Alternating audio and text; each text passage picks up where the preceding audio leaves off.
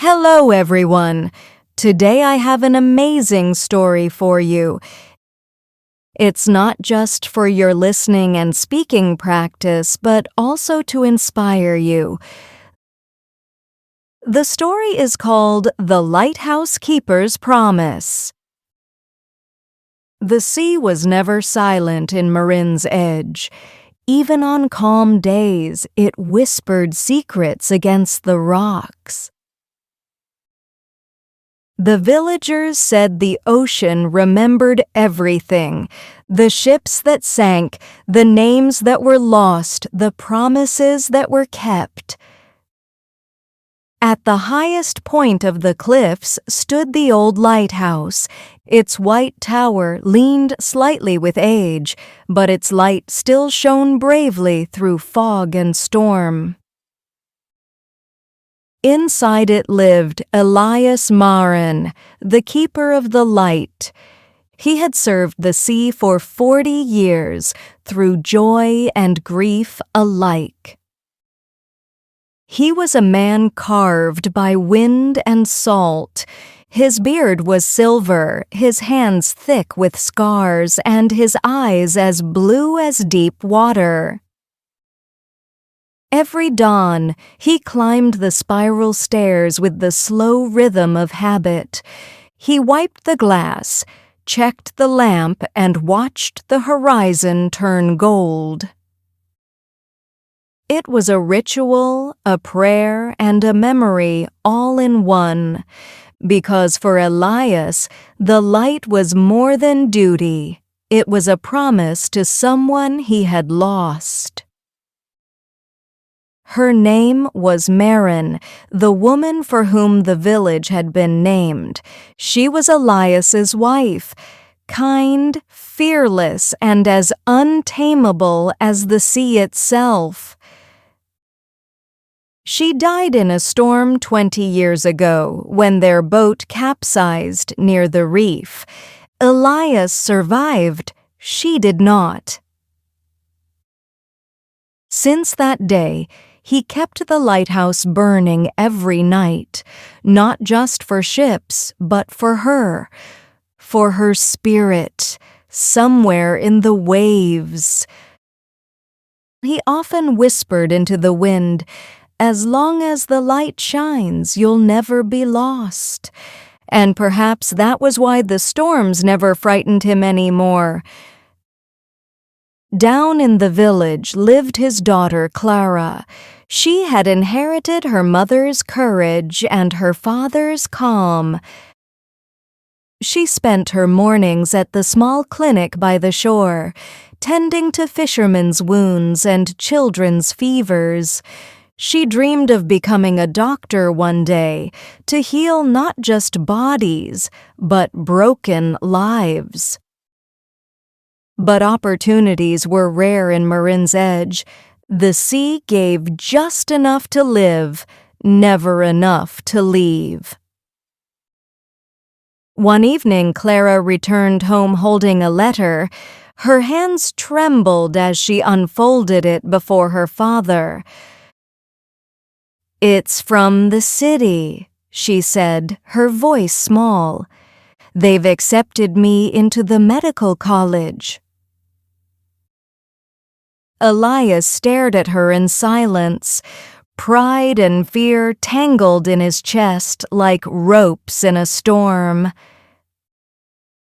"That's wonderful, Clara," he said softly. But behind his smile, sorrow stirred, because he knew it meant she would go far from the sea, far from him. Clara's eyes filled with hope. "They offered a partial scholarship, but I still need money for food and rent." Elias looked down at his hands that could build, repair, save a ship, but could not create money. He nodded slowly. "We'll find a way." That night, after Clara went to sleep, he opened a wooden chest at the foot of his bed. Inside were coins, old photographs, and a folded wedding veil. He took out a small leather pouch, his savings, years of work, a few fishermen's payments, a lifetime of frugality. It was barely enough for one semester, but to him it was priceless because it would give his daughter a future. He left a note beside her breakfast plate the next morning. It read, "For your journey, go where the light leads you." When Clara found it, she cried quietly, her tears mixing with the morning rain.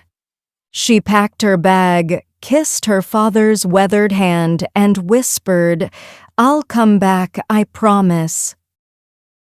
Elias nodded, though his throat burned with unspoken words. As her train disappeared beyond the cliffs, he turned back to his lighthouse, his last companion. The days grew quieter after she left. The sea, once a friend, now sounded lonelier than ever. Still, Elias kept his routine. He lit the lamp at dusk, cleaned the lens, and listened to the wind. Sometimes he thought he heard his wife's laughter in the waves. Sometimes he imagined Clara's voice calling from the shore. Years passed this way, slow, circular, like the rotation of the lamp itself. Letters from Clara came less often but always full of love. She wrote of surgeries, of sleepless nights, of a dream that kept her alive, and she always ended with the same line, "Keep the light burning, Father. I can see it even from here." Seasons changed, but the lighthouse never slept. Its beams swept across the dark waters like a heartbeat that refused to stop. The villagers often said, "As long as Elias keeps that light alive, the sea will respect us." They meant it, for every ship that survived the fog owed its life to him. Elias grew slower, but his spirit stayed sharp. He moved with the rhythm of waves, calm and steady. His only visitor was Jonas, the fisherman who had known him since boyhood. Every Sunday, Jonas climbed the cliffs with a basket of bread and fish. They ate together in silence, listening to gulls and wind. Jonas would always ask, "Any news from Clara?" Elias smiled faintly. "She writes when she can. That's enough." But deep inside, he missed her more than words could hold. He missed her laughter, her questions, her bright eyes full of purpose. One winter, a letter arrived, not from Clara, but from her university. It carried both joy and worry. Clara had graduated with honors, but she had also fallen ill from exhaustion and poor living conditions. Elias read the words again and again, his hands shaking. He could almost feel her fever through the paper. That night, he went to the cliff's edge and looked out at the Black Sea. The light revolved slowly above him, sweeping across the waves like time itself. He whispered, "She gave her strength to heal others. Let me give mine to save her." The wind carried his words away, but he knew they had been heard. The next morning, he made a decision. He would sell the lighthouse.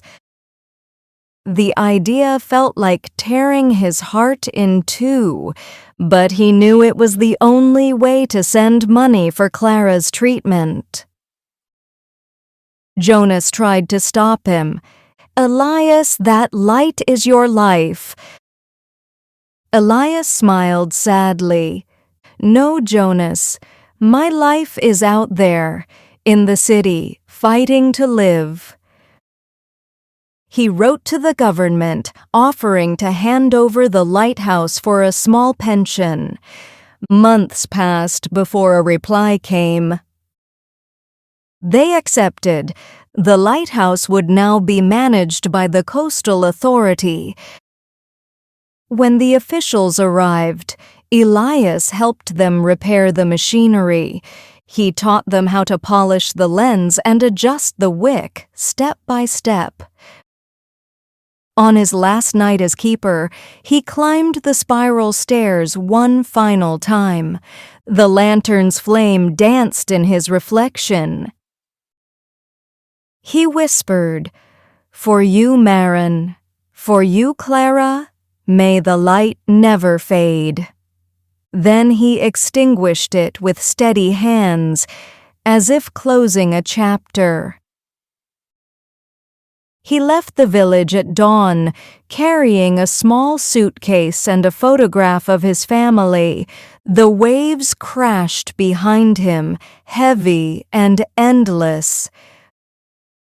When he reached the city, Clara was in a hospital bed, pale but smiling. She could barely speak when she saw him. "Father, you came all this way." Her voice trembled like glass. Elias held her hand. "I'd walk through every storm for you." Tears filled her eyes. "I wanted to make you proud." He smiled softly. "You already did long ago." Weeks passed, and Clara slowly recovered. The doctors said her strength returned faster than expected. But Elias began to weaken. His body, once strong as iron, now bent like driftwood in the tide. He never complained. He spent his days watching Clara treat patients, proud beyond words. One night he sat by the hospital window, staring at the city lights. They shimmered like reflections of the lighthouse he had lost. He whispered, "It's strange, Marin. Even here the light still finds me." And with that, he closed his eyes and drifted into quiet sleep. When Clara came to wake him the next morning, he was gone, peaceful, still, free. She found a note folded inside his hand. It read, "When you heal others, you keep my light alive." Clara cried, but through her tears she smiled, because she understood. Her father had not left her darkness. He had passed her the torch. Years passed, and the sea forgot the sound of Elias's footsteps, but the village never forgot his name. Children grew up hearing stories of the man who kept the lighthouse alive through every storm. They called him the Guardian of Gray Bay. Clara returned to the city hospital after her father's death.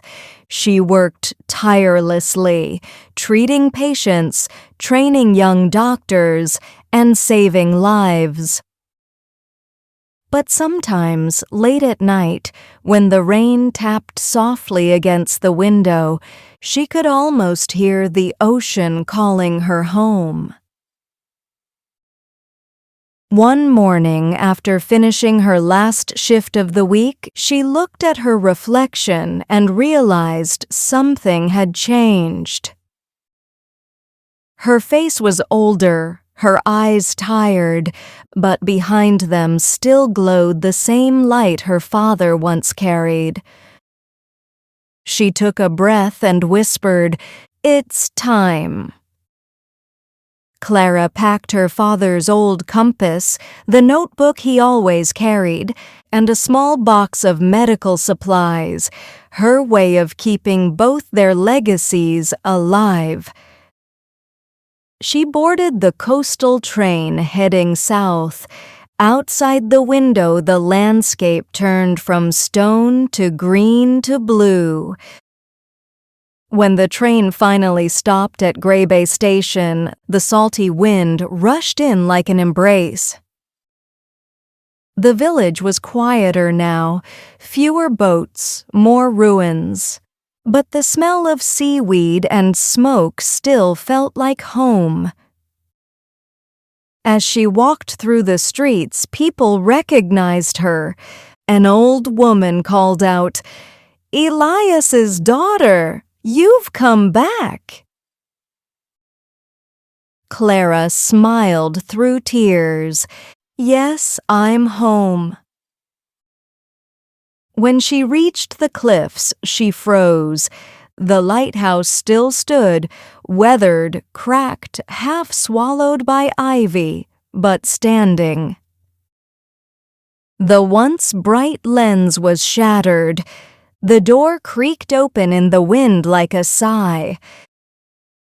She stepped inside. The air smelled of salt, rust, and memory. Her footsteps echoed on the stone floor as she climbed the spiral stairs.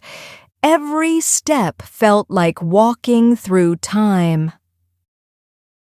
At the top, she found her father's initials carved into the wooden railing, E.T. She ran her fingers over them and whispered, "I'm here, Papa." That evening, she lit a small lantern and placed it in the broken glass dome. Its glow reached across the sea, small but alive. The villagers saw it and gathered below the cliffs. They pointed, gasped, and whispered, "The light is back." From that night on, Clara made it her mission to restore the lighthouse completely. She used her savings, raised funds, and worked side by side with local builders. Sometimes she treated sick fishermen during the day and mixed paint or carried wood at night. When exhaustion crept in, she would look at the compass in her pocket. It always pointed home, always north, always toward the light.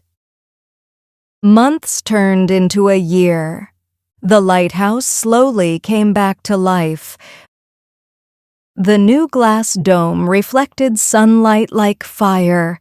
The steps were smooth again, the walls freshly white. And on the anniversary of her father's passing, she invited the entire village to the reopening ceremony. As the sun dipped into the horizon, Clara climbed to the top. The wind whipped her hair, but she stood tall. She placed her hand on the lever and whispered, "This is for you, Papa." When she pulled it, the light burst to life, a brilliant golden beam cutting across the ocean like hope reborn. The crowd below cheered. Some cried. Even the sea seemed to calm, as if bowing to the return of its oldest friend. And in that moment, Clara felt something warm wrap around her heart, a presence, a peace, a promise kept. Later that night, she sat by the cliff's edge, watching the beam sweep across the waves. Jonas, now an old man himself, came to stand beside her. "He'd be proud, Clara," Jonas said softly, "You brought his light back." She smiled faintly. "No, Jonas, he never let it die. I just gave it a place to shine again." As the moon rose, the sea shimmered silver beneath the light's rhythm. Clara closed her eyes and felt the world breathe. Somewhere between the wind and the waves, she could almost hear her father's voice whisper, "Keep the light burning, my daughter, always." Years later, the Lighthouse became a school for young sailors and medics. Clara taught there until her hair turned white. Children would sit around her as she told stories of storms and sacrifice. She always ended with the same words. "Light is not just fire, it's love that refuses to die."